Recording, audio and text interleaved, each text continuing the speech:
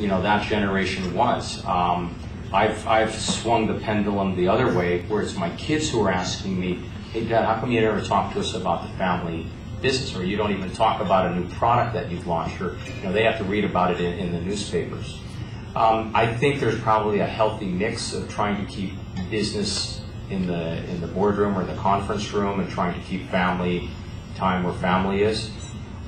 It's really hard, because I know there were times where I was biting my lip and I just wish my father wouldn't go on with it. But I realized he was so passionate about the business, he couldn't help himself about it. And I look back on it, I'm glad he had that passion, because I don't think he would have been successful if he didn't have that. I think to the young, and if the young man is here, a young person is here, I would just say that, you say a lot of these things, but you're going to wish that your father was talking to you about those things when he's not here anymore. And so you're impatient when you're young, and you're impatient when you're old. It's only in between where you seem to have that equilibrium.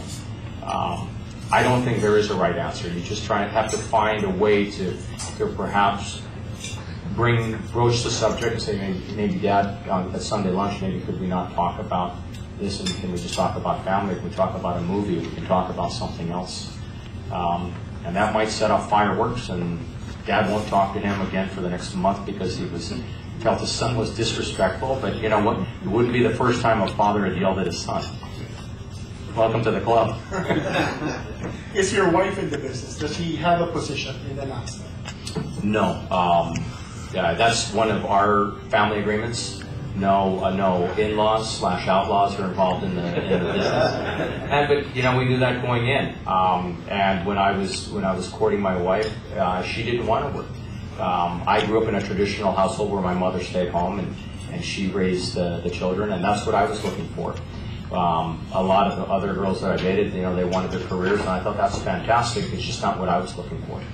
So she's happy, I'm happy, the family's happy. Should profit be the priority in the growth of a business or company?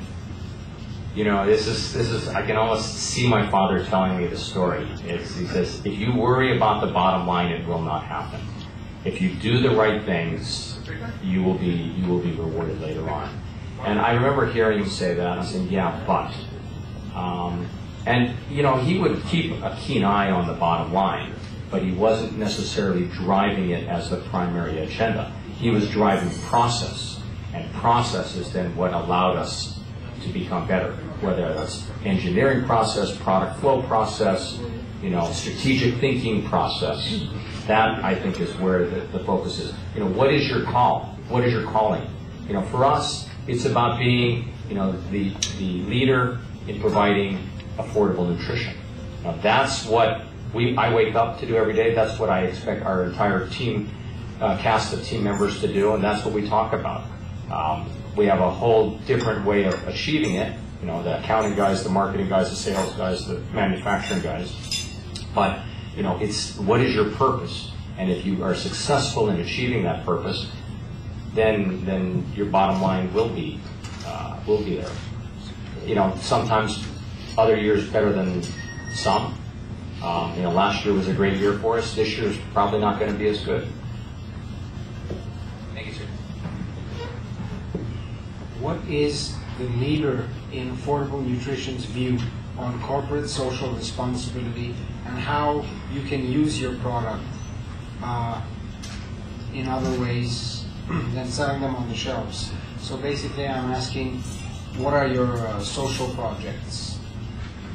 We have two CSR projects that we're quite involved in. One is the Children's Hour. I think what Jaime has done to bring that here and make it very simple. And for those who don't know the Children's Hour, basically they go into companies and they ask employees to donate an hour of their time. They're not asking for a big paycheck, and if you look at it in the total scheme of things, most people really won't feel the difference if you take 1 hour of their salary away from it.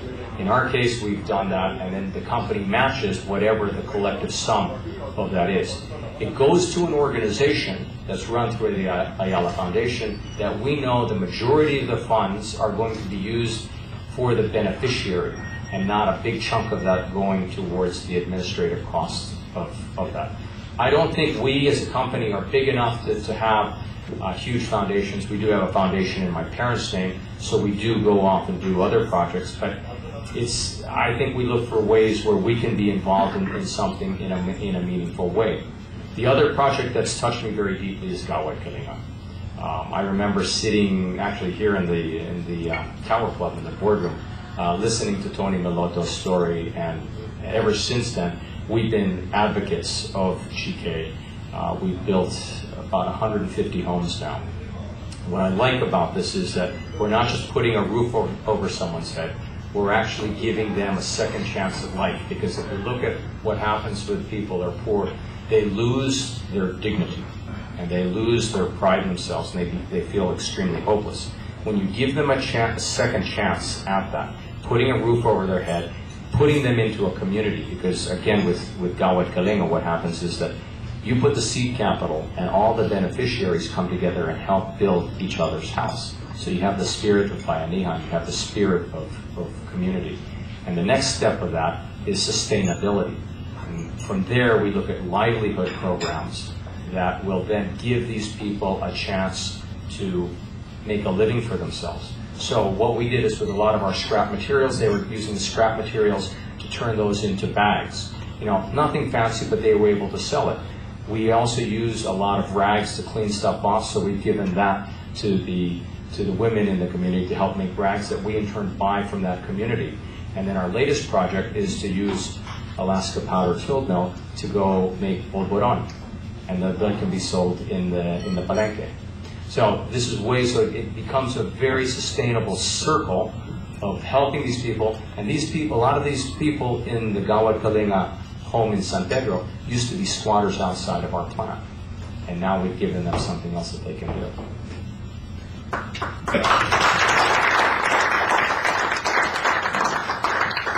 Mr. Uytengsu, what plans have you made for your kids to succeed you in the family business, if any? That's an interesting question, because our deal is that they cannot come back for at least 5 years. They have to go off, they have to get their own jobs when they graduate from college. And I've said that I turn off the faucet and I write myself a bonus check because I'm not paying for allowance and all of that. Although every now and then, you know, they need a little help. My wife kind of reminds me that I need to be a little less strict with them. At this point in time, because we're publicly listed, there are no assurances that a family member would come and lead the company 5, 10, 15 years from now. I don't know if they're interested. My daughter has not signified a keen interest to necessarily get involved in the business and possibly even to come back to the Philippines. My son's still in school. It's a little early to tell. Ironically, the one who's shown the most passion for the business is my 11-year-old, because she's talking about TV commercials and business plans, and you know, I'm just looking at this as an 11-year-old girl. Now she's got it together, and maybe since she's 11, I might be due for retirement when she's ready to start working. So, but I also see a scenario where a professional runs the organization, and if you look at many successful businesses here and abroad, that you have family members either at the chairman level or at the shareholder level, and the company is run by professionals. You know, I'm the only family member in our company, and everyone is a professional. Many of them have been with the company 15, 20 years or longer. So we feel like we're in good hands. You made mention of David and Goliath, which is found in the Bible. So, have you read the Bhagavad Gita? What are your beliefs about karma, reincarnation? Do you practice yoga? And what do you think of the Kama Sutra? I have a feeling I'm getting set up here. Definitely not by me. Okay. You're just the messenger, right? Okay. I am religious. I can't say that I'm well versed on all faiths, so I can't comment on. I'm sorry. Karma? Oh, karma. No, I do believe in karma. I do believe in karma. For those of you who saw the movie Pay It Forward, I think you are rewarded with the good deeds you do when you need it later on in life. Not so much from a religious standpoint, but just that I think that's the way the world works, that when you help someone in need, when you're in need, that you were helped. And that's everything from helping the person to the street, to helping someone with a flat tire when you're out on a bike ride, to a wide variety. So I'm a big believer in karma. Kama Sutra, no comment. Meditation or yoga? Yoga, yoga is really great for flexibility, especially in triathlon. I think it's excellent. My mistake is my wife does yoga, and she's extremely good at it. And my problem is I tried to compete with her when we were doing it.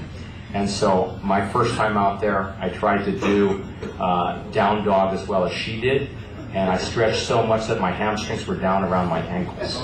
So I just need to dial it back a little bit, but I think if I had the time, I just need to realize I need to spend a little time stretching and not necessarily swimming, biking, or running. Sure, thanks. So what are your future plans for Alaska? Are you planning to go into China, ASEAN, or globally, and do you export Alaska? I'll start with the last question first. We do a little bit of export. We've actually had to focus on the domestic market because our capacity, we've had tremendous growth in the last couple of years. We're at a crossroad right now where we have to look at, do we go wide or do we go deep? And by that, when I say go deep, that means we stay in the Philippines and we look to get involved in other food categories where our supply chain and our distribution capabilities will allow us to do that. So I see a possible scenario where if we decided to embark, and I say decided because we just had this conversation quite recently in our boardroom. And I can't go into great detail because we are publicly listed. So you all can't buy shares, you'd be accused of insider trading, and we'd all go to jail together.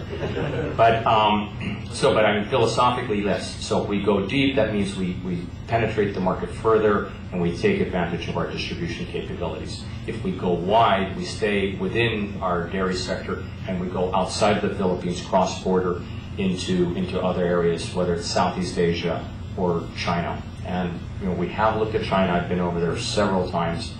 I don't think anyone has, unless you're a large multinational, a China strategy. I think what you have is you have a city in China strategy because these cities are bigger than most countries. It's just very challenging. And if you read what happened with the milk industry in China with the melamine scare, if it could happen to a company like